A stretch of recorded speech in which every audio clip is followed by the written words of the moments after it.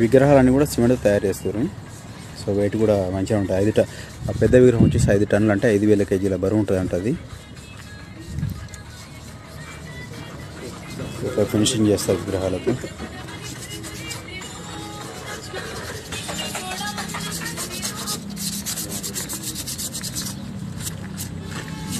సర్దార్ సర్వై పాపన్న విగ్రహం ఇదే. ఈ విగ్రహం వచ్చేసి 1,30,000 చిల్లర ఉంటుందంట.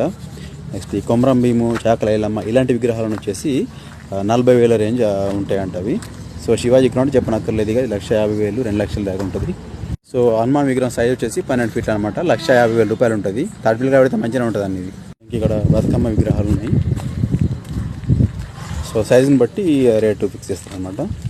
వివేకానంద విగ్రహం, జ్యోతిరావు పూలే, నెక్స్ట్ చాకల ఐలమ్మ, మహాకవిత్రి మొల్ల, జ్యోతిరావు పూలే.